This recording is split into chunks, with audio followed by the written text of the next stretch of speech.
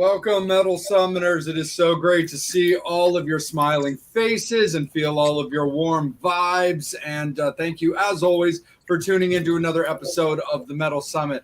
As always, this is your island of misfit toys. We've got Hawaii Bob O joining us tonight. We've got Psycho Steve. We've got Angel Alamo, and we will be bringing in our guests very, very shortly. As always, we like to kick you guys all off on what's coming up soon for the Metal Summit, our upcoming appearances, or just in general individual projects that we have going on. So on that, we are going to kick it over to Psycho Steve to what he's got going on this weekend. All right. Greetings, Earthlings. So just to let you know, Friday is my actual birthday. So we are doing an event with Rock and Recovery. It's an organization that Carl Cochran, former bass player to Ace Frehley, he played guitar also with Flavor Flav. He played with Jolyn Turner. Well, exactly. And he also wrote Into the Void with Ace Frehley off of Psycho Circus and a bunch of other artists. Unfortunately, when he was performing with Flavor Flav about 6.5, almost 7 years ago, he had a stroke. And unfortunately, he could not play anymore. He is getting better, but unfortunately, so his wife or fiance started this organization called Rock Recovery to raise awareness and help people in the music industry, no matter if they're a music person or producer or engineer or tech or something like that, and help them with if they've fallen on financial hardship. We try to help them out, raise money to keep them afloat. So Sunday at Bar A, one of the bands, Damian's amazing band, Montecarlo, and about 7 other bands, and Chris Cartunio, DJ, will be DJing, and the core 4 will be there physically. Mentally, I don't think we all will. At Bar Anticipation in Belmar, New Jersey. All the money goes to this amazing charity. So come on out, and if you want to know what I want for my birthday, is you all to come out and say hi. There you go. So it's called Oh Lordy. Psycho Steve is turning 40 again. Back to you, Jay. Oh, yeah. Absolutely. We are really, really excited for that, man. Of course, congratulations on your upcoming birthday. Guys, yeah, come on out and support Steve and hang out and, wish him a happy birthday.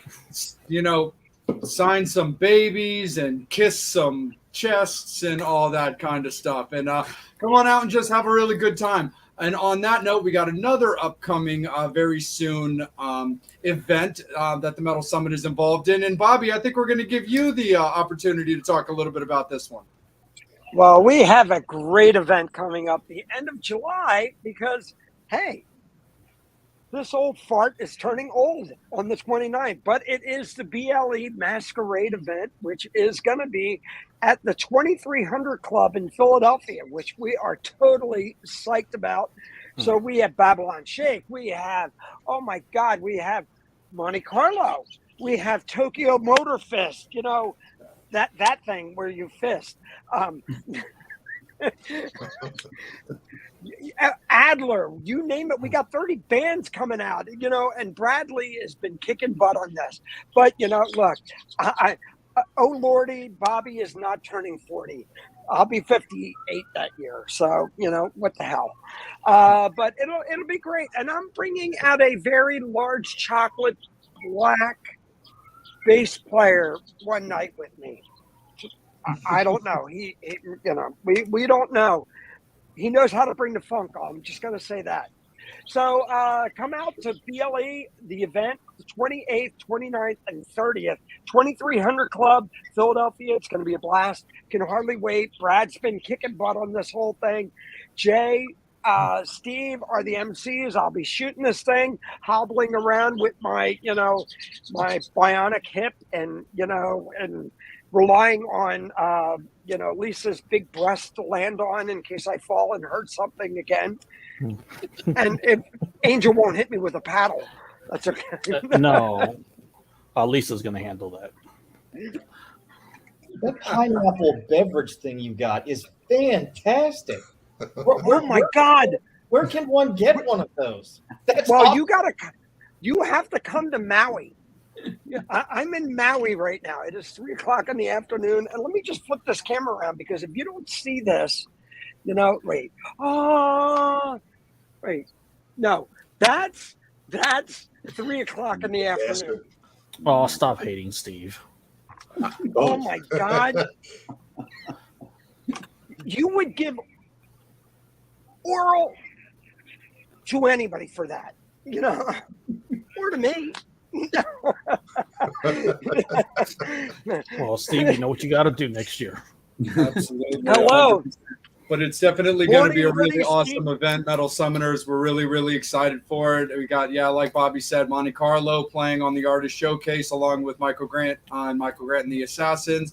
We've got Friday being headlined by Steven Adler from Guns N' Roses, along with Bisto Blanco, Tokyo Motor Fist, and Pretty Boy Floyd. And we've got Babylon Shakes playing with us on Saturday, which is being co-headlined by the combination of Autograph and the Killer Dwarves, which is really, really super exciting to have a band being able to finally come back in from a foreign country to get to play a show. So we're definitely super excited about that. But on that note, let's bring in some of our friends, some of our musicians, and some of our performers for the upcoming event. We've got from Babylon Shakes, we've got Jeff, and we've got Chris. And from Montecarlo, we've got Damian. How are you guys? What's up? Good. What's up, man? Welcome. What's up, Jeff? Hollywood Squares kind of thing going on. Hey, Damien, I know that guy. Like Hollywood Squares. It's awesome. Pretty much, for sure. That's actually probably a pretty good way to describe this show as a version of Hollywood Squares. But before we Why get do I feel like the Paul Lynn of the show? Yes. Nobody would ever have taken that title away from you, Bobby. Absolutely not. But before we get too deep into like the upcoming shows, Masquerade, and all that kind of stuff, Damien, I actually want to start it off with you. Any Metal Summoners, any of you fans that had watched us a couple of months back, I started off a particular episode talking about a recent loss of a musician who is near and dear to me, who I was a very big fan of his band and have kept in touch over the years with other various members of that band. And that was a band called Trashlight Vision. And I opened the show talking a little bit about Roger and what he meant to me. And Damien, the reason I wanted to bring you in is a couple of days ago on Saturday, you were in Philadelphia playing Roger's memorial show with AC, with Mikey Prima Donna, and with a bunch of other people that knew Roger both personally and professionally. And I'd really love for you to talk about that experience and how that show went. Yeah, it was. It was a lot of mixed feelings. Through the day and days leading up to it. For some of you who probably don't know, Roger was, he was a good buddy of mine. He was murdered, and actually, when I came home from the Monster Rock cruise, like I found out about it had happened that night or something. But he was a huge fixture in the Philadelphia music scene, and particularly on South Street, which is like a big attraction in Philly, and everyone known him. Everyone's known him for years, and like you mentioned, he was in Trashlight Vision. He played with Scott Sorry and the Sinatras and a bunch of other bands. But the event, we had a memorial show for him last Saturday, and it was pretty amazing. I mean, it was tough, for some of us. I said a few words in the middle of our set, and good thing I wasn't drunk when I was saying it, because I probably would have broke down, because it was just really emotional. But it was a beautiful event, a lot of love in the air. It was jam packed. It was sold out. Everybody had a great time. A lot of great stories going around, and it was a beautiful night. Awesome, man. That's super duper rad, man, for sure. And, we really appreciate you being involved in that event, keeping Roger's memory alive, and getting just to kind of to reminisce more on the good times and hopefully keep the bad times to a minimum and stuff like that. So, right. But I can only imagine that it was also just, really, nice to just kind of get out on stage as well and release some of that energy. Oh, yeah. And especially at that venue, because they were closed for a while, Dobbs, and I think they just reopened. So it was my first time.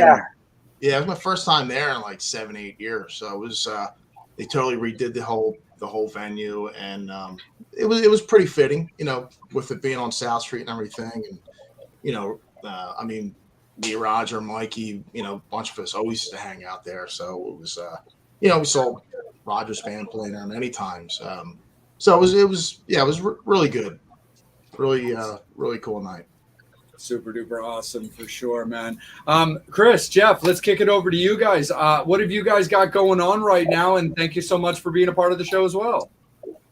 Thanks for having us. Yeah, thanks for having us, man.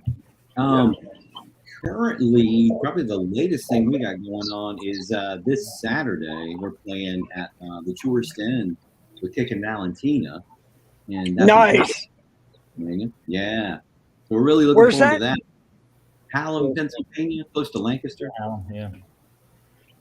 It's kind of between York and Lancaster. Very, very cool. Absolutely, man, for sure. I've been there before, so That's the first time playing there? Yeah. Nice. heard a lot about it. Right on, guys, for sure. So talk a little bit about how 2022 is shaped up so far for you guys, and how has it been kind of getting back out there a bit? It's been kind of quiet for us because we were really busy at the end of last year wrapping up our album, Vintage Soul Rock and Roll. We were mixing and mastering that, and then it actually released in December, and so we were a little slow to kind of get back out. But we played one show so far, which was the M pre-party, and it was amazing. It was fantastic. A lot of fun.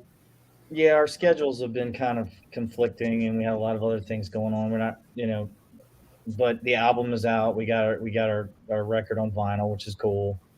Nice. And and we have a bunch of brand new material for the next record that we're kind of want to start on the next record, actually, is what we want to do. But between playing and recording, we're just steady, full speed ahead. We're not really hoping to slow down at all. Hopefully we'll gain some more momentum, but the records don't sell anymore, but we're not selling them either. So our merch is sold pretty well, and that's what people buy these days.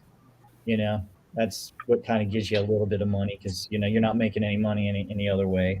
Shows are just, you're lucky if you break even. So, but we don't do it for the money. We do it because we love doing it, and that's what we spend our money on. And so that's all that matters. Absolutely. Trying For to get anybody, Yeah. oh yeah, absolutely. For anybody who didn't see you at the M pre-party, who is going to see you this weekend, or would be seeing you at Masquerade with the new record coming out, will they be getting to hear new songs? Yeah, there's actually two brand new songs. We played one at the pre-party, and we're going to do the second one, two new ones, this Saturday. And they're two really strong songs. One's called The Fifth of Never, and the other's called Highs, Lows, and Open Roads, which just kind of sort of like continue in that vein of kind of Black Crowes, Archangels, kind of bluesy rock that we really sort of kind of transitioned into. So yeah, really excited to test those to the public. Right on. Very, very cool. Absolutely. Psycho Steve, let's bring it up to you. Okay. So first question is for Babylon Shakes. How did the name come about? Well, It's if Hanoi rocks, then Babylon. It really, honestly, it is kind of like Hanoi has always been like one of my favorite all-time bands, and when it came time to put a band together, I was like, just had all the verbs and adjectives together, and I had a whole list of things, and Babylon and Shakes sort of like, I don't know, it just seemed to just be really cool. It had that it sounded like something Hanoi Rocks would do, so I thought that's the perfect name for this band. Sweet. And then Damian, I know your last name, that's how you came up with yours, but did you have other lists of names, and then you said, you know what, I'm going to be a little vain and just say, I'm going to call the band? Actually, if I would have known what I know now, I probably wouldn't have called it this. But Right. at the time, I was looking at how it all came about is I was looking to just do like write songs with friends and put a different song out every month. Maybe I would sing on something, have maybe Jeff would play drums on something 1 month and then release something else another month. So I was just going to call it my name, and then it just kind of stuck. Me and Bert, the singer, we just one song was really good, the second song was really good, so we just kind of continued with it, and we just stayed with it. If my last name was Jones, I'd probably call something else. But most people who don't know me, they'll see the name and they'll think of a car. So Cool. We love our Chevys. True. Yeah. My first car was a Chevy. Mine was a Chevette. What was it? Mine was a Chevette. Oh, mine was a Chevy Spectrum. 79 Chevette. Nice. It's beautiful. I got touched in a bad place in a Chevy. It wasn't a Chevette. Wasn't a Chevette. Nobody's being inappropriate in the back of a Volkswagen. Hell no. Well, you don't know. Do you even get laid in that? They just tried to be in some pain in the back of a Volkswagen. That's what I get for watching Kevin Smith movies all afternoon. Somebody thought Damian was a nerd Halen too, so you got to tell them that story, man. You got to tell them that. Well, me and Damian hung out on the Monsters of Rock. Dude, we had the best time. It was stupid. It was stupid. Bring it up. Yeah. It was me, Jeff, and our friends Pink and his wife Melissa were sitting down at a table. It was in the lounge there, and there was this pair of glasses, like these. They kind of look like Ray-Bans, but they're no. They're the David Koresh glasses. Remember right? David They're Koresh? real big, clear those. lenses. Like they're aviators, but they're like a psycho. Bigger. Like, I'm gonna hold up and I start Serial killer. Aviators. Serial Yeah, killer. not like the Colton's, not like you got on that. So I said, look, anyone who goes up to the bar to get a drink has to wear these glasses. So Jeff would go up, he put the glasses on. I went up, I put the glasses on. And Pink's wife took all these pictures of us with these glasses on. And other people, it was like the thing. We would just hand the glasses off. So anyway, as I'm wearing the glasses, some guy comes up to me and he says, "I want to get you guys to play." Where was it at? Guam. He was like, "You guys were great.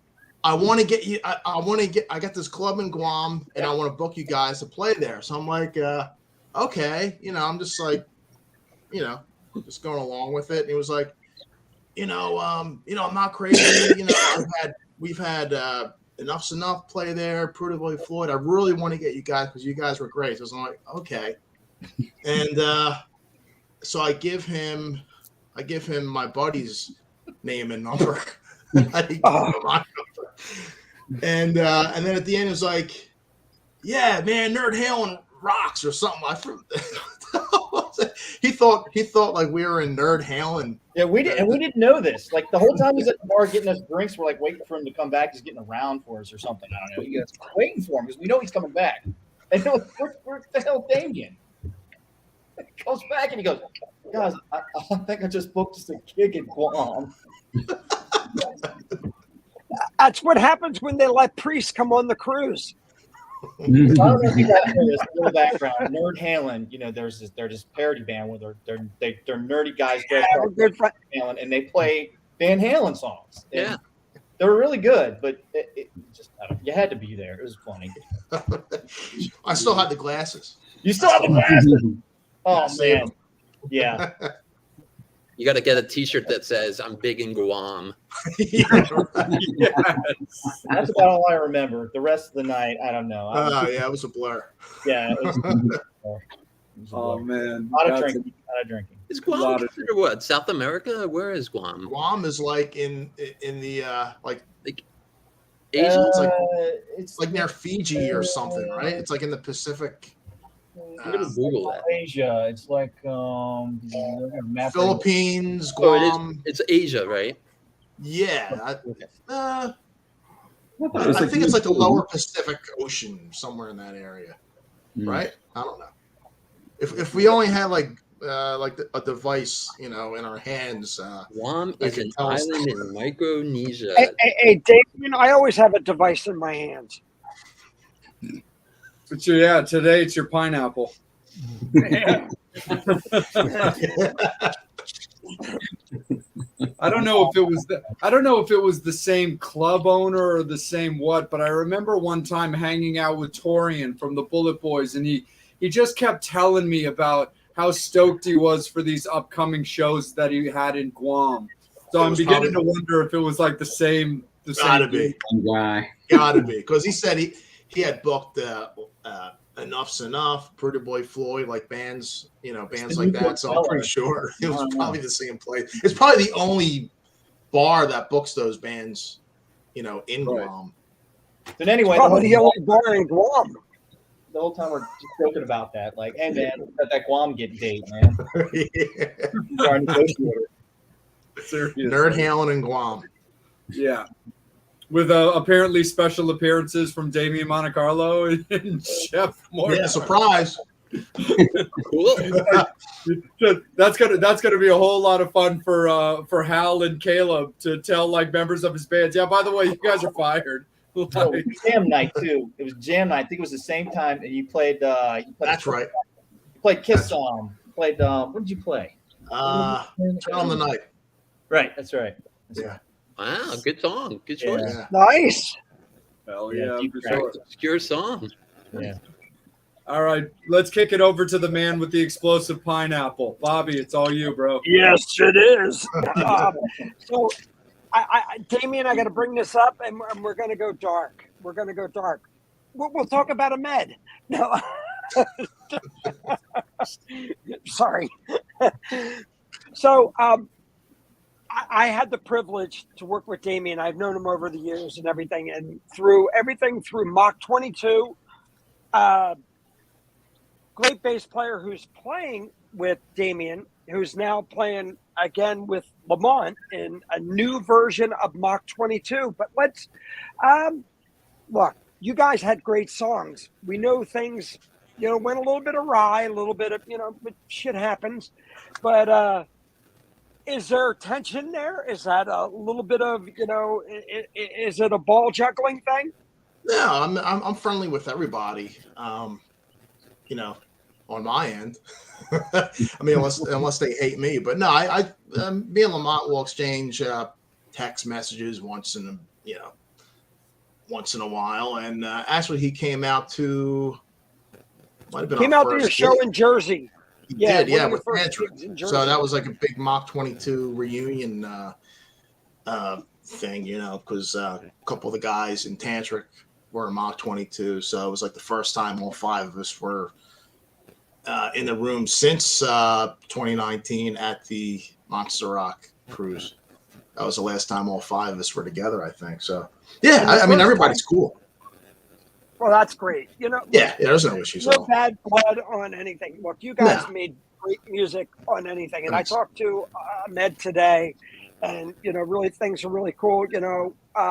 Rick Haas, amazing guitar player. Mhm. You guys had a lot of great stuff going on there. The cool thing was the first time I met you was with Matt Porter, and when we were with you guys opened up for Ace Frehley at the Ardmore. Yeah. That was, how did all that stuff come about? I mean, how did you guys get those type of gigs? I mean, you did Guns N' Roses, Bon Jovi, Ace, everything else. So explain some of that. Well, I think like the first 2-3 years were pretty much like a grind. Just trying to make connections, and it just kind of steamrolls. It eventually got to the point where we had a good relationship with Live Nation, and they're guys you want to have a good relationship with. So instead of us knocking on the doors asking if we could open up for whoever's rolling into town, they would actually contact us and say, "Hey, do you guys want to play with Michael Schenker at the TLA? Do you guys want to play with Ace Frehley? Do you guys want to play with whoever? So it was pretty much, the hard work over the years kind of paid off, and we didn't really have to do that much work as far as like going after the gigs. I mean, we would always pay attention to who's coming around, and sometimes we would have to kind of nudge people a little bit. And we had a really good relationship with Live Nation of Philadelphia and New York. We would play in Gramercy Theater in New York a few times. We played with Airborne, Steel Panther up there. So we had a pretty good run. But it was a lot of it was persistence at early on, and knocking doors down and making things happen, and you got to impress people, when you're given those opportunities, and eventually more opportunities will arise, like anything. Very cool. I'm gonna throw this to Babylon Shakes. So you guys, Chris, and that. So coming out, there's a lot of new guns out there. There's, look, Dirty Honey. We got everybody who's jiving in the old end. You guys mentioned earlier, you're going after the Black Crows thing, and that. How do you break through and, set your own voice out there?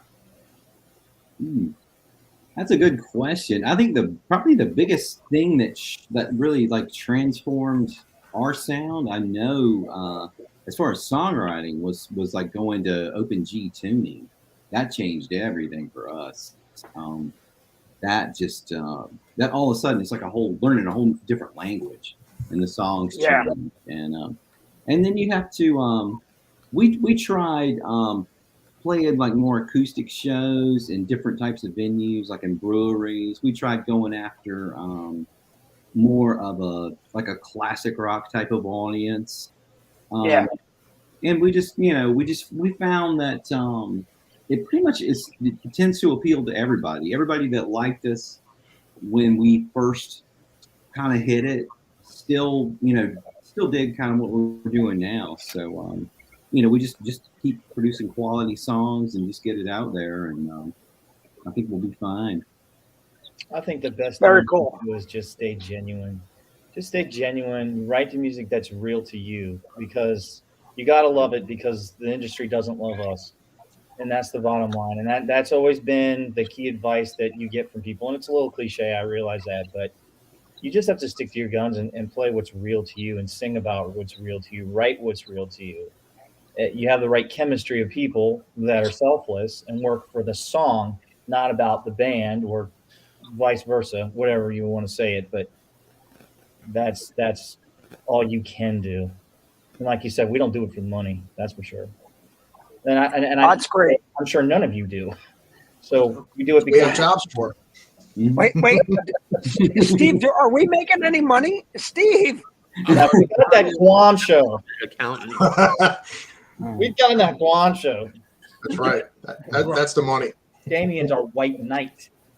I think we should do a show from Guam, the Metal Summit in Guam. Live via satellite. There you go. We're going to talk to Brad about booking a show there. That's going to drive me nuts. I can't see it on this map here. I got to find that. It's a Pacific. It's in the Pacific.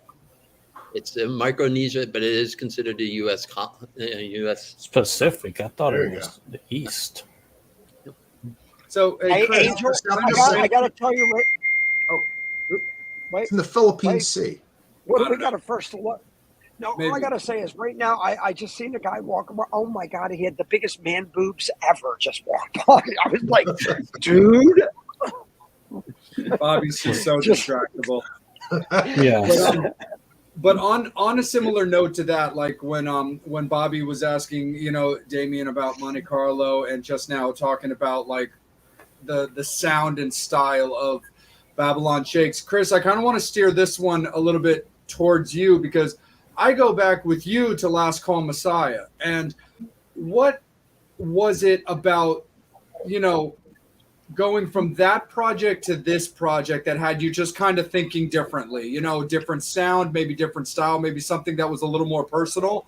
Anything that you'd love to dive into about going from that situation to this current band, a little bit of Babylon Shakes history also for people that would love to hear it. Yeah, sure. Last call, Messiahs was a little more.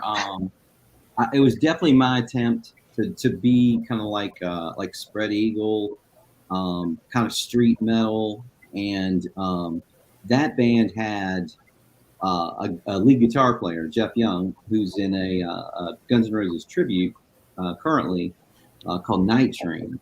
He's a phenomenal metal player, and so when I would write these songs, Jeff would put more just like almost like classical Michael Schenker type leads to it. So so the songs, I mean, I was always a Hanoi kind of Dead Boys kind of fan, but I was pushing these songs to that band, and Jeff would take them and sort of shape them, and they would turn more into a more metal direction. And it was cool. It was kind of its own thing. And when we sort of kind of came to a rational end with that band, and I met Jeff at a Master Pussycat show, actually at the last Babylon Shake show, and I told the last Call Messiah show. Oh, last. So we were talking. Sorry to make that announcement to you, Jeff, live on the air.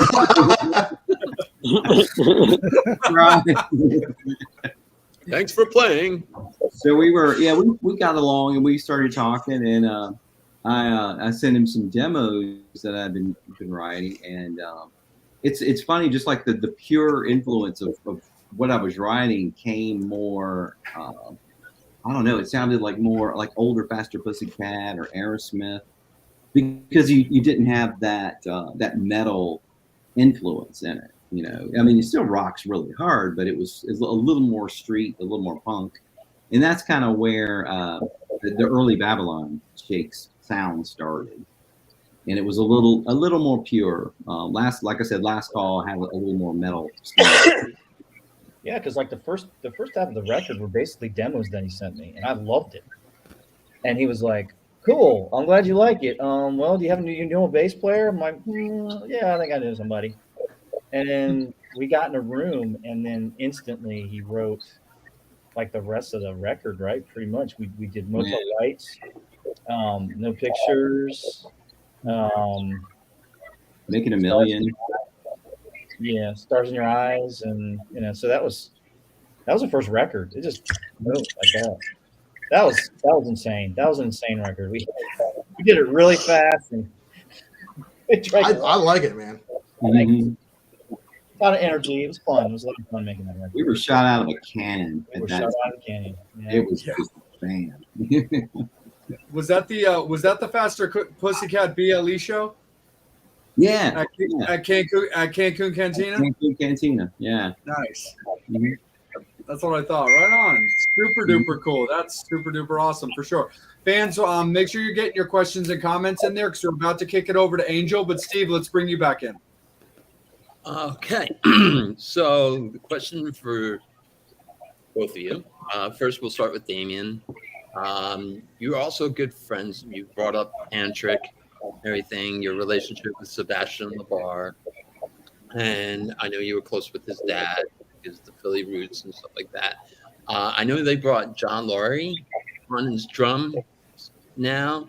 Mm-hmm. Did you have an opportunity to try out or any interest of trying out? I get asked this quite a bit, and no, they never asked me. Probably because they know that it's probably not my thing. Okay.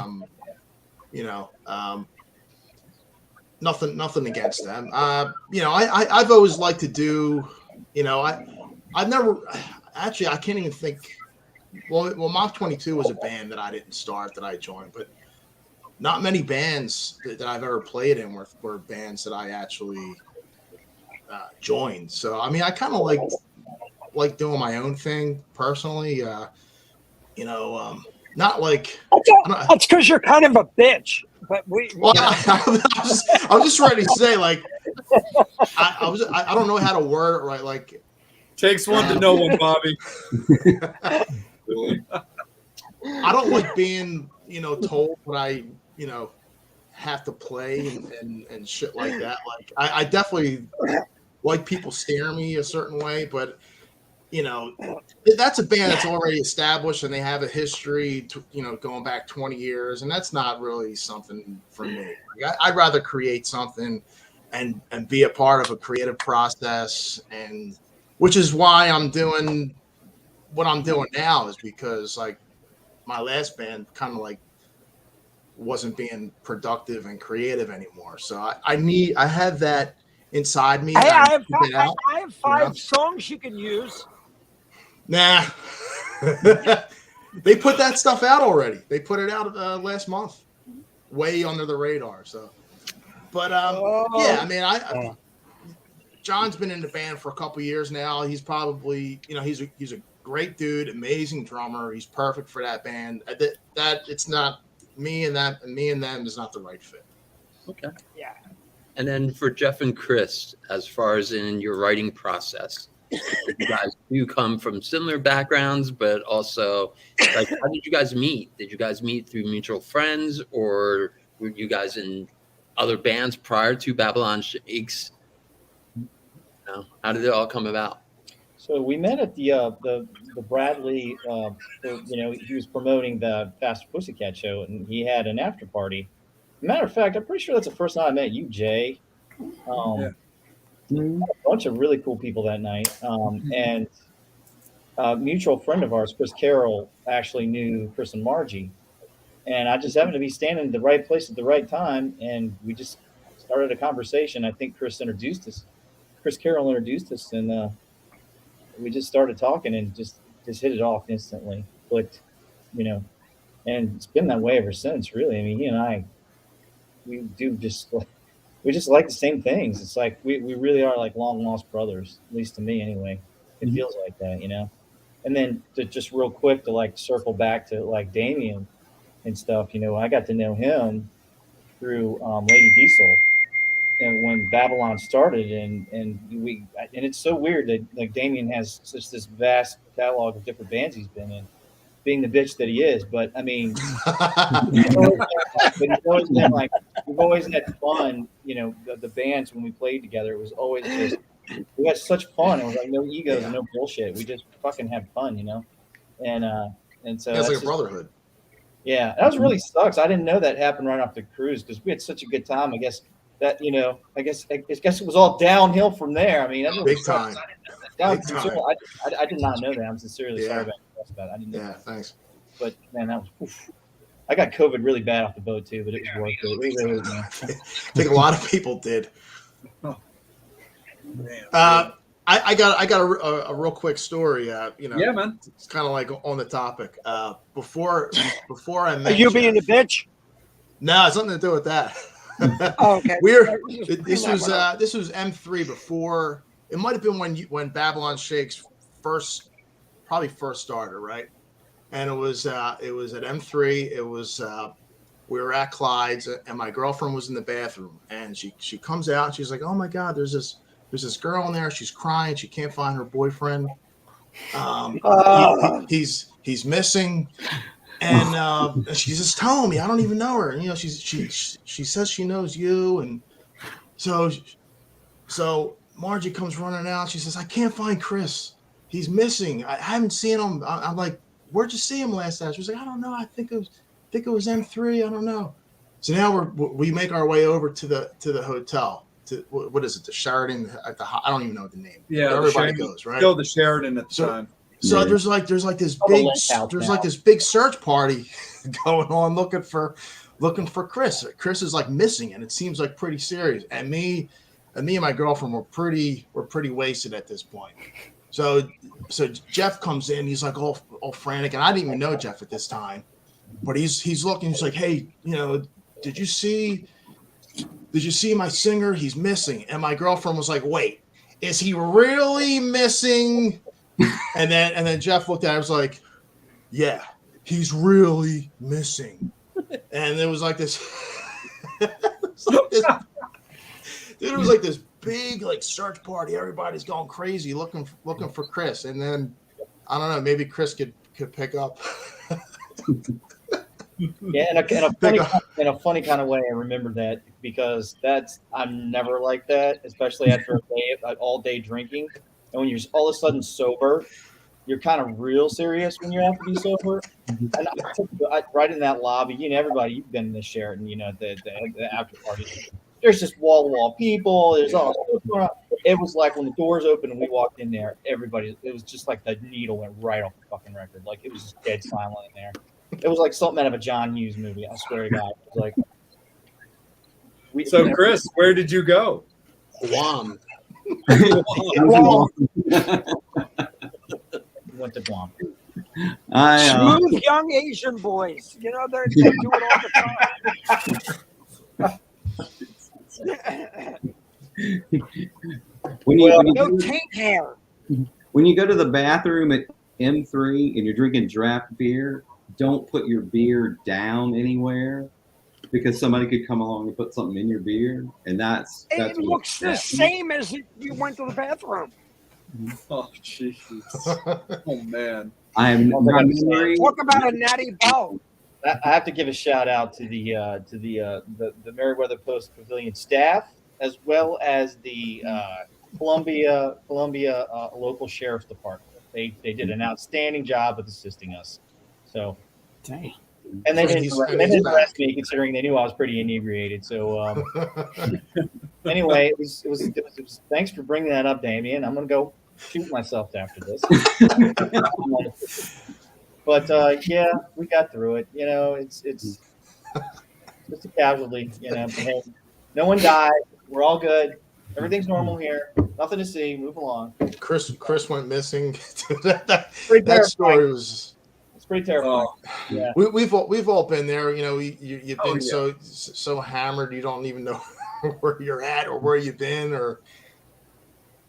Dude, I got drugged at one of my last shows, and I got dragged off to a hotel room by my stage manager, Scott, because I went from being like totally good to being totally fucked in like no time, and couldn't understand it, and thought maybe I just randomly after the show just decided to put some down, but really didn't have any memory of drinking that much. Few days later, I was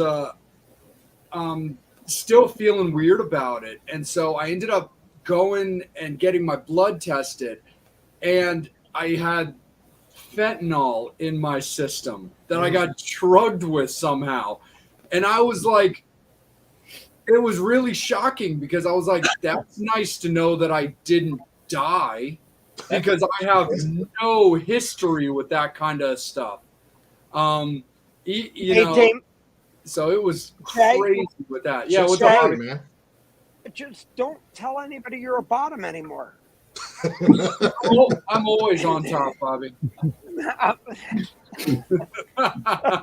or maybe you did die. Sorry. Maybe I did. Maybe this is my second little cat vampire life. It only hurts the first time. Only the first time. Yes. Only after the that, first it's like, ooh, ow. Dude, it was funny. Actually, one of my favorite stories that I was reminiscing with my friend Lisa, she's awesome. I love her to death. Because we got together for Maryland Death Fest. And so me and Lisa were talking about an M3 where she just wrecked the bottle leading right up to doors, like pretty much right after like the barbecue pre-M3 tailgate thing. She's just a mess. I get her to like the area where she could just sleep it off with the medics tent. And at one point she kind of comes to, and all she cared about was knowing whether or not she missed Queensryche.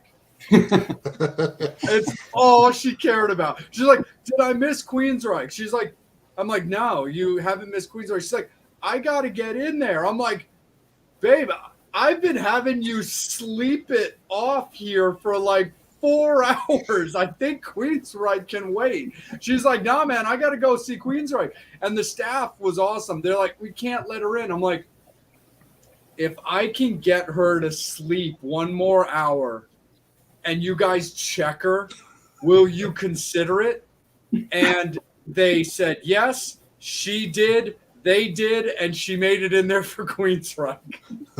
Oh, Priorities. Dedication. Priorities. Right. Totally Yeah. priorities. Dedication. We're doing So good. yeah, we were having a really good time a couple weeks ago reminiscing over that. But Angel, let's bring you in, man. You've been patient enough. So have the Metal Summoners. Yeah. So let's have you float down from the heavens. Yeah, I got a fucking funny story about Queensrÿche for another day, but I'll keep it short. The day that we had Jeff Latour as the day that we had the singer as a guest on our show. Oh, Todd, yeah. Odd. I had to finish some personal business in Baltimore and make sure I hit the road on time to make it home in time to go on live. yeah. That was Paddling. tough task to It do. was a little, Angel, you hound. welcome to the freak show. Exactly. That's exactly what the hell it was. I had to cut it short. Just make it up later. Oh yeah, we did. M3. I can imagine. Stay with it, Angel. It's all you, buddy. Okay, we're gonna have a question from Ken for Babylon Shakes. I don't know. We got if he's coming to shoot the show on Saturday, are you gonna tell him no pictures, please? Definitely not. It's a good question.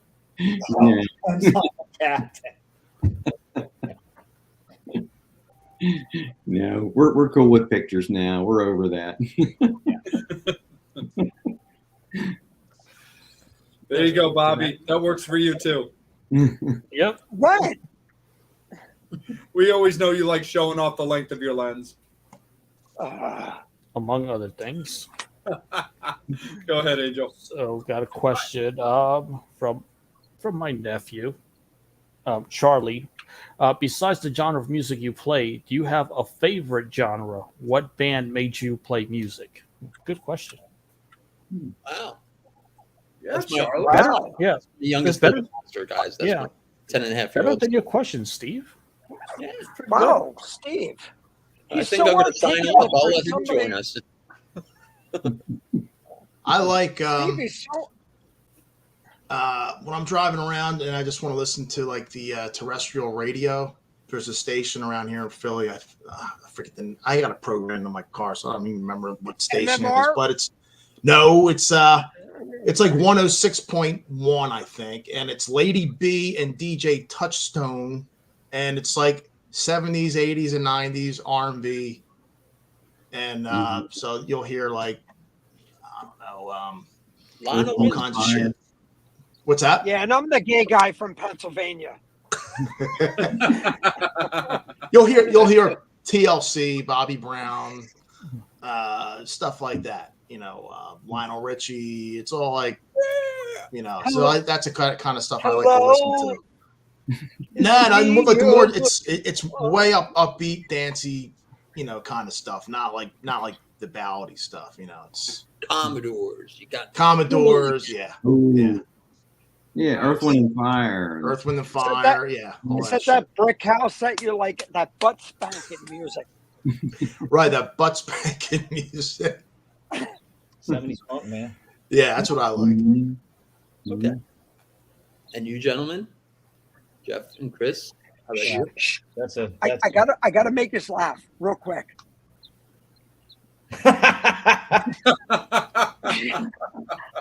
He's doing the Oh, right that's thing. Is he dead? He's planking. That's 4 days. It's That's a week and a half of drinking here in Hawaii. I need a pineapple beverage. That's what I need. Breaking news real quick. There are about to be some incredibly angry people in the Facebook portal. They just canceled the Motley Crue show due to the storms with no refunds. Where? DC? National Park in D.C. Oh, that sucks. oh damn. Oh, man, that angry, evil portal is about to open up on social medias. Oh, For boy. sure. They But, canceled Crew. yeah, that's what the DC? post said. It had been delayed. Oh, They had my to My buddy, you guys know Ron from Yep. helping us at M3. He's at the show. He's shooting tonight. He said they had to cut Def Leppard's show set off short, and then my friend Michael from Michael McGeehan, he just posted that they just canceled Motley Crue's show at Nats Park. Some breaking news right here on the Metal Summit, ladies. Yeah. Yep. Exactly. It's an exclusive. So Oh Tommy my Lee won't God, have to play. That's gonna, Still at 11. Yeah, totally. It's Yes. But anyway, right back to you guys. Bands that got you into the groove. Can we get him live? I'm just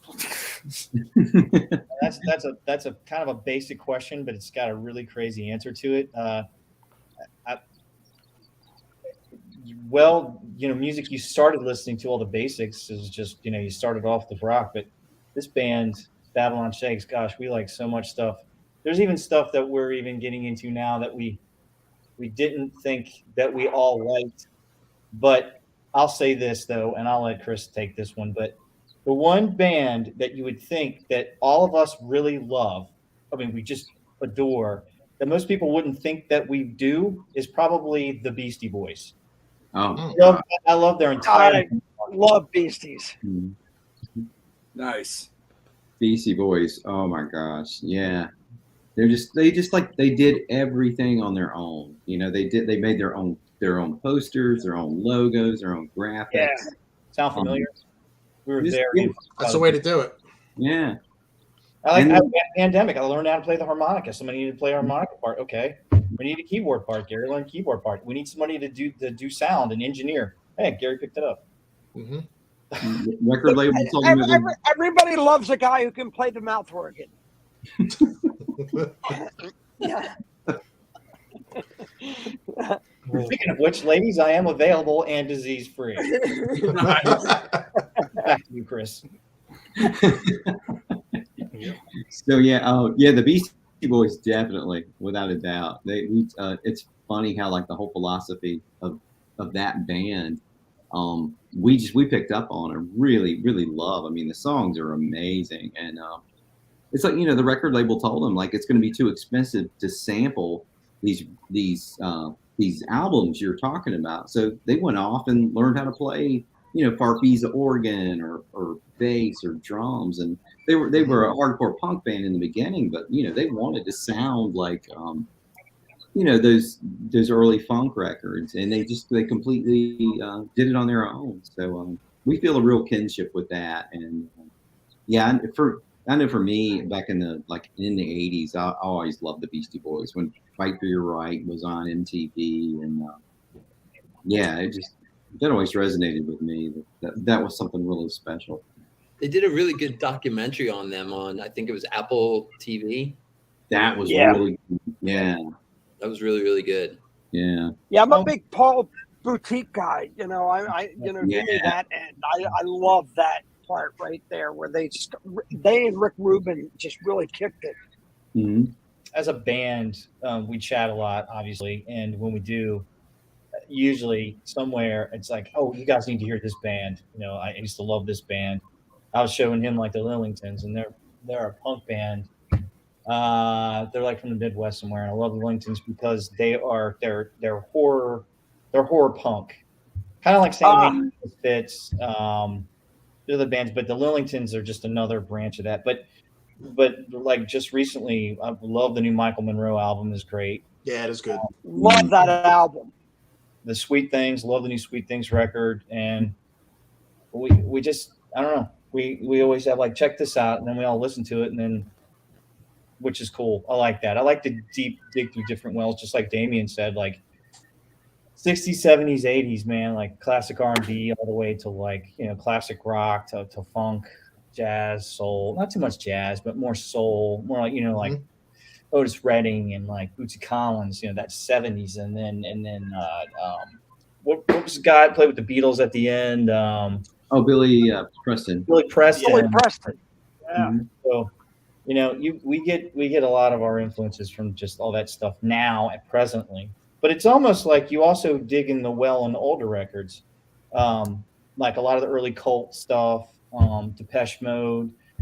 Susie and the Banshees. We listened to what Chris. You have Chris's new project, side project that he's doing is influenced by a lot of that kind of music. That that sort of early '80s Eastern Europe kind of pre-British invasion kind of punk-ish influence kind of stuff. Yeah. The Cure, the Cure, that kind of sound. Gothy type, yeah. Yeah. Goth, yeah. Dark wave kind of thing. Dark wave. Right. Awesome.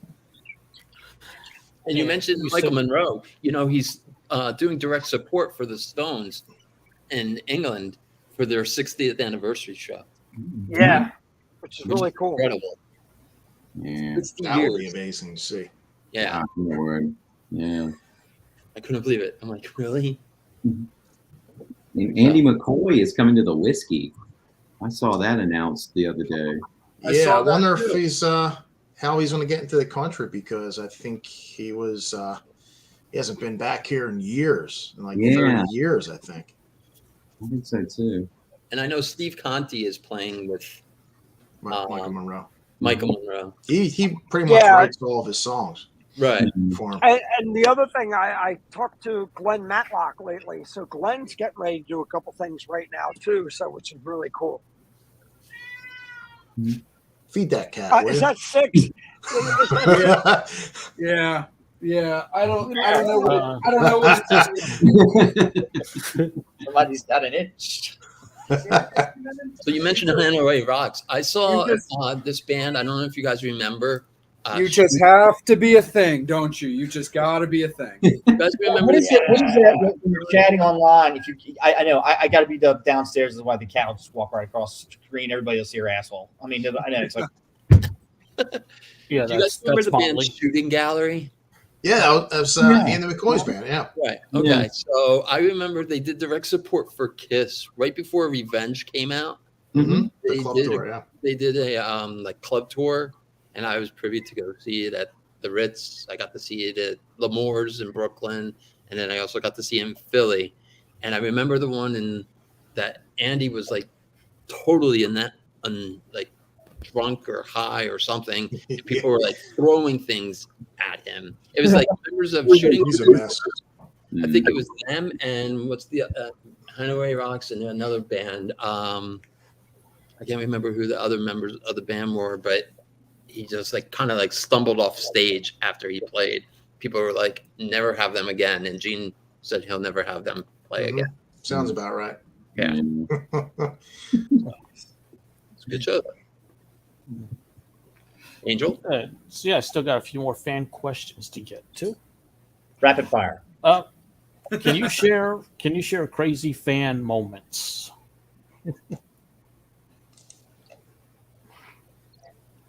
Don't have any of those fans, that is. I've had a few, yeah. A little too aggressive. And you believe me, you didn't want her to be aggressive on you. I remember when Damian threw his underwear through the back of the drum kit and hit me in the face, and it was like, oh my God. I was like, ah. Did it smell good? I was like, Damian's my bitch. I got a girl one time, she followed me in the bathroom, and I didn't know it, and she grabbed me by the hair, and she would not let go. Damn. She's telling me all these things. I guess she wanted to tell me all night, and I'm just like, okay. It was kind of like Misery. How aggressive was she with pulling the hair? Well, she say that again. What? How aggressive was she with pulling the hair? Oh, she was aggressive, dude. About as aggressive as you can imagine. She grabbed my full head of hair, and apparently she was from Camden, New Jersey, because she apparently. I'm from Camden. Yeah. So she kind of gave me, I guess, the Camden, New Jersey. I don't know if people know how Camden, New Jersey is not exactly the best. I'm from Camden, so trust me, I know. So it's pretty. This is a place you don't want to be after dark. It's like a beach. You don't want to be in Venice after when the sun sets. Anyway, it's kind of like that. But she kind of needed to tell me a bunch of things. I guess she was waiting to tell me all night, and I was just kind of like, okay, can you let go of my hair, please? Yeah, she just wasn't going to say no, and I wasn't going to hit her. And of course, there's nobody in the bathroom. There's nobody to rescue me. Nobody's, Nobody there to bail you out. nobody bailed me out. I was on my own. But thankfully, again, nobody got hurt. No animals were injured in the making of this film. No. She eventually let go, and she apologized. I guess her friend gave her something a week later, and I just didn't respond. I was like, that's probably the most bizarre, weird, uncomfortable, not cool thing to do. Yeah, nothing sexual Great happened. stories tonight, aren't we? Yeah, jeez. I mean, The least she could have done was yeah. Well, at least she didn't pull a knife on me or anything. So, hey, yeah, that's that was pretty bizarre. It's pretty bizarre. that was a good question, by the way. Damian, do you have any? Nah, man, I got to think about it. I mean, I'm sure there's a few that I probably shouldn't even mention, but yeah, you kind of stumped me on that one. I mean, there used to be this. There was this guy who used to watch Mach 22 all the time. He was talking about serial killer. This guy was. Sorry. Sorry.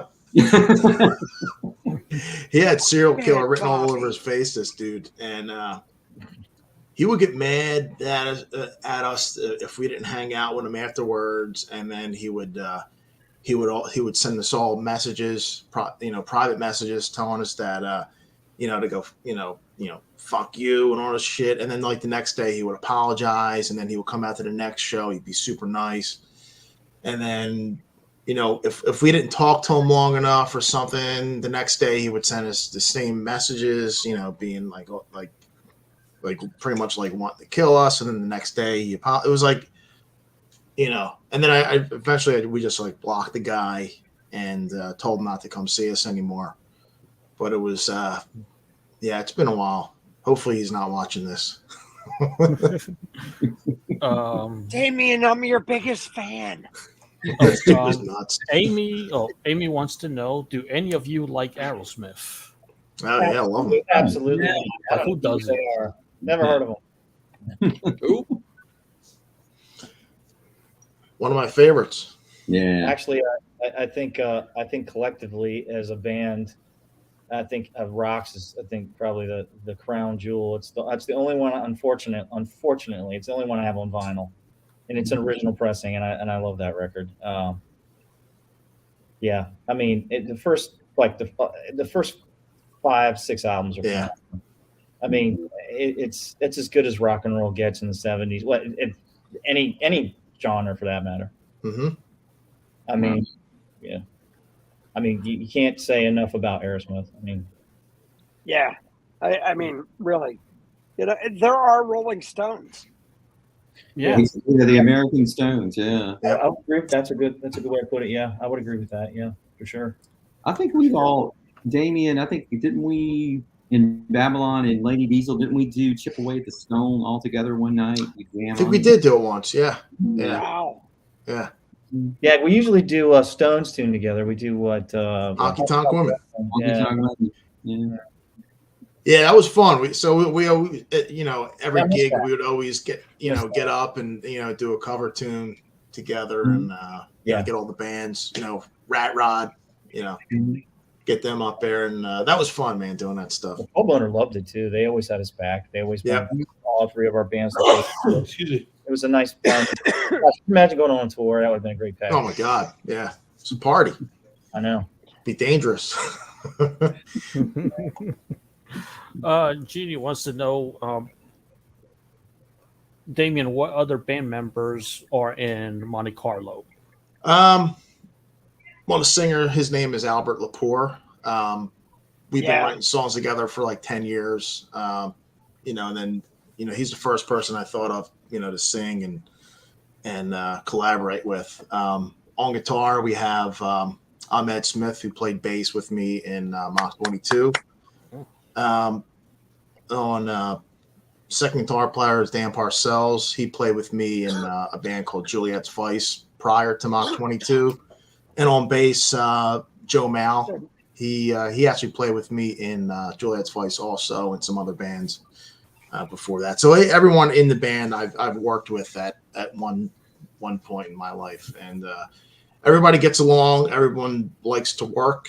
Everyone's creative. Everyone's super cool to get along with, and it's pretty much like yeah, it's a dream come true for me. So I don't feel like a football coach anymore. Oh, of course, we can't forget Matt Porter. Have you talked about mixtapes and tasty cakes? That's my Yes. podcast. Me and my singer Bert, we do a podcast with a buddy of ours, Angry Mike D. He was, me and Bert are usually like the nice guys, and Angry Mike is always angry. So it's we talk about all kinds of shit. We do our Not like just a name. right. It's not just a name. We do like lists like top 10 horror movies. We talk about bands. It's like pop culture. Movies, music, food, all kinds of shit. So we do that every week. Sweet. If you didn't. And one more fan question before we go up to Jay from Darlene. What instrument would you like to learn to play that you don't already know, and why?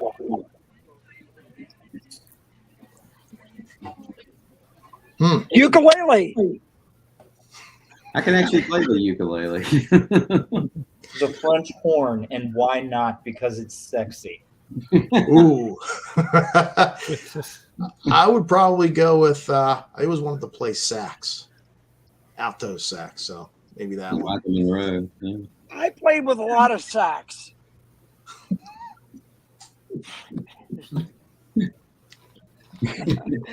Sorry. Well, there's a lot of sax. Pineapples. Yeah. Blame it on the pineapple. I would say xylophone for me. Nice. That could be good. Like the vibes recently. Yeah, it's a weird instrument because you want to hit the bars, you don't hit them simultaneously. It's like every other one you have to hit to get the right tone, and then when you're hitting them. And then if you play drums or percussion, it's easier. You're just gonna line up. Maybe it's the vibes. I don't know. Maybe same type of thing, but Same thing. Yeah. Same type of thing. Nice.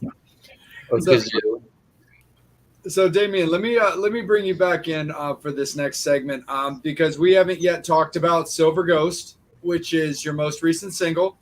And again, we were talking about it a little bit off the air about how much I love that video, especially considering that all Ouija board things speak to me. So I thought it was absolutely fantastic. But talk a little bit about Silver Ghost and the new video and your record in general.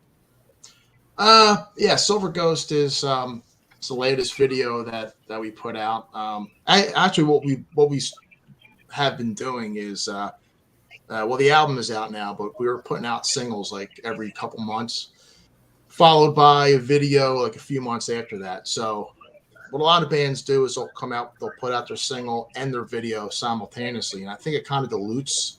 Like people are going to either look at one or the other. So our plan was to put out singles first, and then the videos months later to kind of keep the momentum going.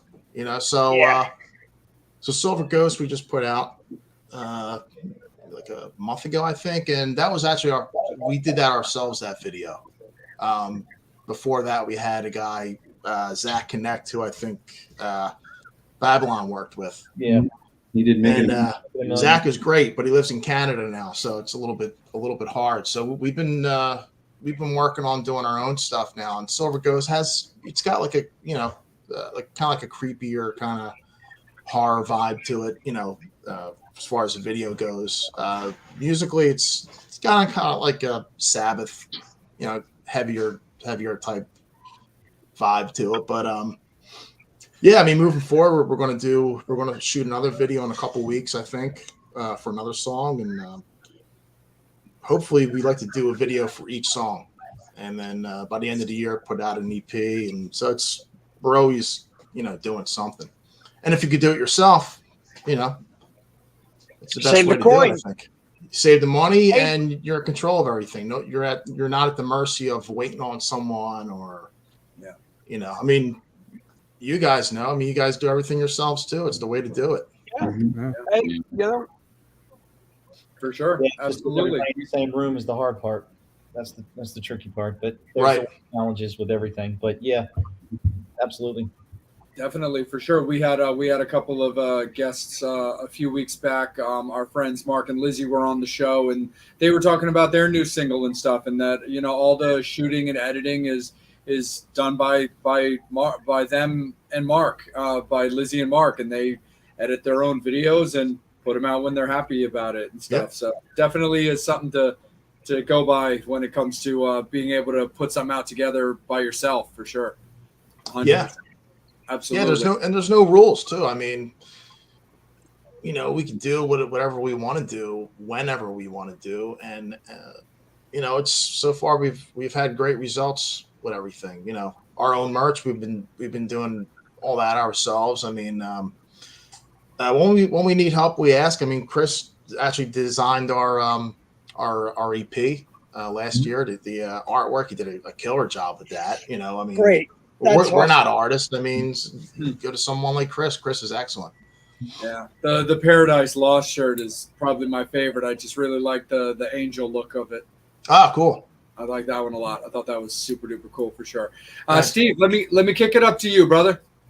So when you guys aren't playing, do you guys have any other hobbies? Like, do you like sports? Do you like going to concerts or gay bars?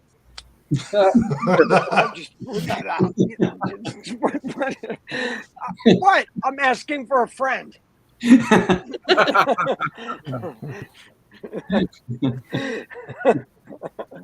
Actually, I like to roller skate. Really? Yeah. Old quads, man. I'm 80s old school, man. It's a good way to stay in shape because you can only drink and screw so much. So it helps keep me in shape, and and round is a shape, but I like I'm really into the outdoors, like camping and stuff. And I think once the pandemic kicked in, once that started, I found myself watching shows.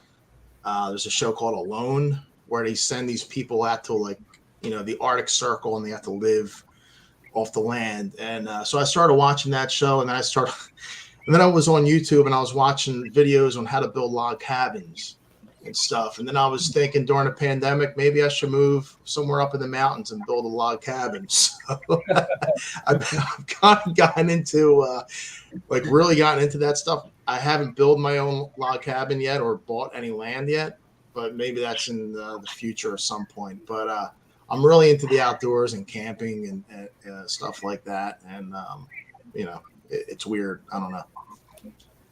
Nice. John Grizzly Adams over here.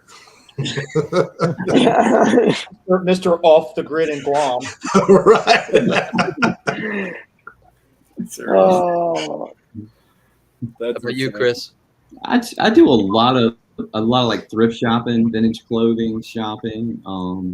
Also in spare time, I do a lot of graphic design for friends or colleagues. Website development, stuff like that. And I really started watching the NHL, when the Hurricanes were in the playoffs. Mm-hmm. And actually, right before I log on here, I was watching the Lightning and the Avalanche. So I never thought it's playing over my shoulder. I'm a big hockey guy. So you just got into that, Chris? Yeah. Really? Because growing up down here, it was never you on. Didn't have it. Yeah. Yeah, it's funny because me and Damian played ice hockey when we were kids too. Yeah, it's so funny. Yeah, I'm a big hockey guy. Yeah, same here. I was playing bar leagues up until about 10 years ago, and I just stopped because I like all too old for that shit. Roller skating and skateboarding and surfing and all that stuff. But yeah, I just kind of scaled a lot of that stuff back. The log cabin idea, I'm with you, cowboy. See. Whoa. Skateboarding? What? Bobby, what would you know about that? I don't know. My orthopedic surgeon does. I didn't do street skating. I vert skating and pool skating and stuff. That's like what I do, dude. That's all I do. I like the country surfing. Yeah, I like the flow of the bowl and carving and. Yeah, I do too. You go from 15 feet till you hit the flat, and you have to have your hip replaced in Maui. Right. Yeah, my knees starting to take it. Like I started feeling like a Polynesian whore. I mean, my knees are just taking just a pounding. You know. That's the new name Tony just gave me, the Polynesian whore. The Polynesian whore. It's like I had a pineapple shoved right up my ass. Yeah. Well. Who's ready? Not that one, the bigger one. Bob SquarePants. Yeah. We're going to start calling Bobby Tin Man. Fucking little Nicky. It's noontime. We got to shove a pineapple up Hitler's ass. Yeah, he pulls up the one that's like this fucking big, and he's like, He gets the big one. He goes, you can't be sneenius. Yes. That's awesome. Oh my So God. I got a question really quick for Damian. So Damian, look, I know with Ahmed, and look, I recorded you guys and I loved it. So amazing bass player. From Ahmed going from bass to guitar, how was that transition in the whole thing of Montecarlo? Ahmed's a great guitar player. I could be wrong, but I think that's actually his main instrument. Ahmed was in a band called I think Phoenix Morning back in like 2005 or 6 that were signed to Metal Blade, and he was a guitar player. So and I think he was in a band after that called the Moxie. I think he played guitar in that and stuff. So I like the Moxie a lot. I was a fan of that band. Okay, yeah, well, yeah, that's what I remember him from. Okay, yeah, he played guitar in that band, right? Or I believe so. Bass. Okay. I think it was guitar. Yeah, I think so too. I could be wrong. The great thing I got to say is everybody recording you guys. I mean, it was a pleasure. I mean, you, Rick, Thanks. Ned, Lamont, everybody. The songs were there and everything, and I'm just going. But when I heard about the transition there, I was like, wow, this is really cool. I didn't, and I didn't know that fact. What a kick-ass bass player. And look, look, I wish you guys all the best. Honestly, I really wanted to be surrounded with good people. That was like the number one priority of mine. When we're putting the band together. I mean, everyone's a good player, but everyone, we could depend on each other, and everyone, they're just good people. There's no bullshit in the band, and that was the most important thing to me. Absolutely, good people are good players, better people. Right, like Papa John's. Yeah, right.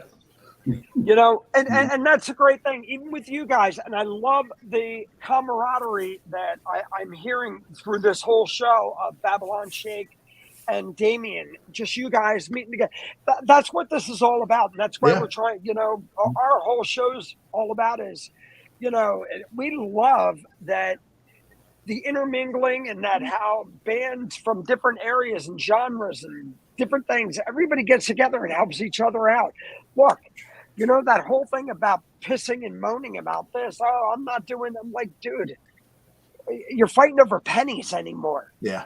Mm-hmm. I've got this picture that Chris Carroll took of me. I've never done this before. It's a poster-sized picture of me. I'm not like that. It's kind of weird, but it was a show that we played in Philly, and it was one of the hottest gigs I think we ever played. What was it called? I think it was The Fire. The Fire. First show that we played with Lady Diesel, Damian's band, or Damian was in that band, and he supplied the drums that night, and he just selflessly offered his drums. Never, it just let us do, whatever we wanted to. Everybody played. It was totally cool. The changeover was so much easier because, man, that was a hot gig. That wasn't The Fire wasn't just the name. I had this picture of Chris Carroll, and it's the weirdest thing. My hair is just soaking wet, but it's all up. I flipped it when I was standing up, and I'm thinking every time I see that, I'm going, I just sweated. I just all over Damian's that picture. So Yeah, we got stories. It goes on and on. I mean, Damian, so you let him sweat over your sticks. but What's that? you haven't had a chance to come down and play here. He can wipe his balls on my stuff. I disinfect them anyway. Hey, we're all about that. It's all about disinfecting, COVID-free, whatever, manscaping, whatever. Right. No, it was just like a brotherhood. I mean, like I said, the Lady Diesel guys. Sword fights. Yeah. Yeah, there's a lot of that. Yeah, we took long hot showers together after the show. Yeah, it was a good time for sure. Why am I hearing the movie Airplane in my head right now? Have you ever seen a Turkish? You ever seen a movie about gladiators? Have you ever seen a In Guam, Yeah. You guys got to make a Guam tour shirt. That's got to be the best thing right there. Thought about it. That would be the classic shirt if you guys did it. Guam World Tour. Guam World Tour. Oh man. That's insane for Well, sure. hopefully we'll do some shows with Monte Carlo in the future because that would be great. I would love Yeah, I'd love to, man, that'd for be sure. Yeah. Yeah, I mean, Philadelphia is sort of like your second home. It is. When you guys I live did in a Baltimore. ton of Yeah. gigs. Yeah. They've been really good to us. Yeah, for sure. Oh yeah, absolutely, for sure. Angel, let's kick it up to you, buddy, and anything from the Metal Summoners. Also, on that note, guys, it is last call for alcohol fans. It's that time to get your final questions and comments in for Damian, for Jeff, for Chris, anything that you guys want to ask. Now's your time to do it, guys. Last call for alcohol when it comes to questions. Angel, it's all you, bud. Good question from Brian. You're headlining an arena. Who's your opening act? Ooh. Man. Wow, that's a good question. Michael Monroe, we'll take him. What's Lizzie Devine's band? Cruel Intentions. Cruel Oh, yeah, Intentions. good. I like that band. Yeah, they're cool. Yeah, maybe them.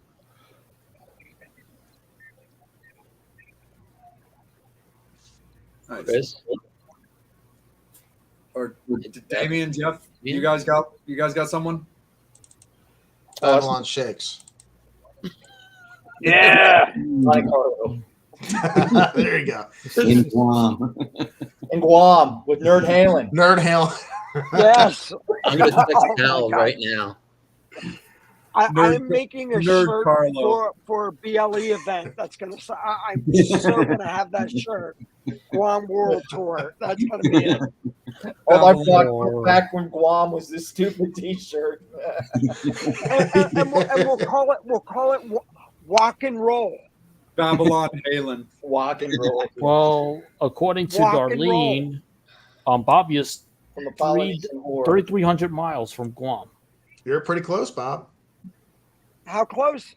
3,300 miles. Start walking. Backstroke? We'll meet you. I'll backstroke.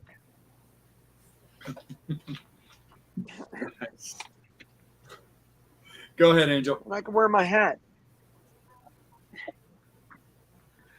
I guess my question is, what could fans expect for the rest of the time being with shows and music? Anything coming up after BLE, or anything that you guys are working on? Well, we have Psycho Steve's birthday Sunday. Yes, because he's turning 40. 400. Yeah, I was actually just pulling up our calendar. So for us, Sunday we're playing Psycho Steve's Psycho Love Fest. Yes. I thought it was an orgy. Psycho Fest, Bar A in Sure, that's the Lacoma, New Jersey. Yeah, it's considered like Belmar. And July 15th, we're playing the Landis Theater in Vineland, New Jersey with Ted Poley. Then the 28th Nice. of July, yeah, it should be a good one. July 28th, we kick it off at the Masquerade, which is going to be fun. And then Babylon's on there, what, the 30th? Yeah, Saturday the 30th. Saturday, yeah, I'm looking forward to that. And 28th, we're playing Bar 13 Wilmington with the Blues Vultures. Ronnie from Kix's band. Yeah. Nice. September 23rd, we're playing the Union Firehouse. I think that's in Mount Holly, Yep. New Jersey. That's with Sick Vicky. It's a reunion show. They were like a legendary Philly band, late 80s, 90s. And then we got some stuff that we're Who's working on singing for for that? October. Rich, same. Damien, who's singing for Sick Vicky? Rich Cox. Okay. Then in October, we're working on some stuff up in New England, I think. Maybe like 2 or 3 shows up there. That's what we got going on. I'm not sure what we're doing after Masquerade, but I know we have a bunch of couple more songs we want to demo. We sort of demoed 2 songs for our next record, and I know we have a bunch more to do to demo because we have our own studio. So I'd like for us to do another video. We haven't sat down as a band to sort of figure that out, but that's kind of what we need to do. I know Chris is going on vacation, and he's going to England, and Jimmy here. Nice. You're going to Santa Barbara.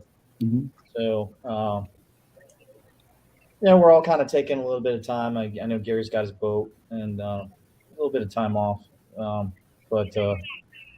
we definitely have like half an album written easily. Oh yeah. We've got a lot of material. When did your record come out? It came out recently, right? March. The digital streaming version came out like December the 10th, and then the physical copies. We got the albums, I think, in like the middle of February. Okay.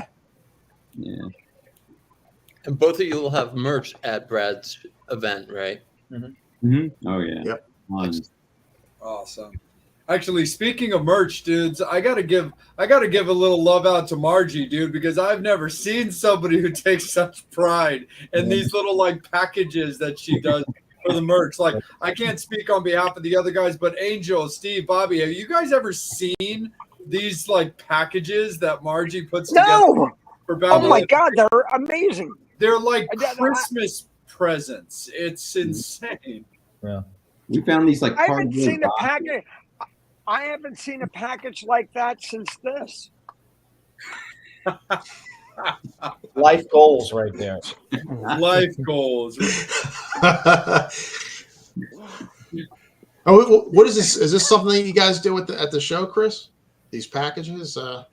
Well, we started. I think the first BLE show we played, we found these. They're like these cardboard boxes that kind of fold up. They almost look like takeout boxes. Yeah, Chinese takeout box. Yeah. Okay. We had labels printed out with the logo on them. So Margie would fold up the individual shirts and stack them in there. So when you bought one, she had them stacked according to size, and she could just pull it out and hand it to you. And, Okay. The packages have different bulges and different sizes, Damien. But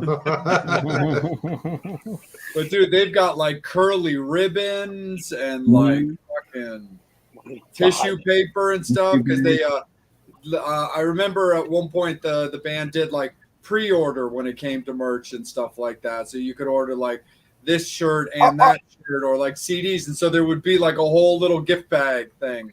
Gotcha. It was Jay, is pretty- this a Metal Summer or international mail? We do ship to Guam. Dude, that's Smooth young Asians don't even pay the shipping. Well, the shirts are probably made there, so they probably already have one. Who knows? Oh, for sure. Well, guys, before we cut everybody loose and let people get on with their day, Damien and Jeff and Chris, where can you guys be found? Facebook, Montecarlo the band. Instagram, Montecarlo the band. If you want merch, it's montecarlotheband.myshopify.com. and for Grindr, Tinder. All those places too. We're not at They're so far behind. Facebook, Instagram, Bandcamp, BabylonShakes.bandcamp.com is probably your best source for Spotify, YouTube, Shamalama Ding Dong. You can rip our music off for free. But if you like it, please buy it. Just buy it, please, if you like it. Please, for crying out loud. Lady! And not just our music, everybody's music that you like, Yes. buy it. Please. It helps. Allow Jeff to be able to purchase a hamburger or a hot dog. Or buy more merch. I'd starve to death by now. But it just helps pay for things. Microphones cost money, gas costs money, especially now. Good Lord, gas. Yeah, we just been putting it right back into. We've been selling some stuff since we opened up our web store, and we just bought banners, scrims for the show. We're going to buy some of those, fog machines and stuff. We want to kind of have like a whole presentation when we play live. So we're working on that right now. Nice. Very cool, for sure. And Angel, I want to steer it back to you one more time just in case anything's popped up. But let me get to this one question because it's pretty fun. If you could travel in a time machine, where would you go?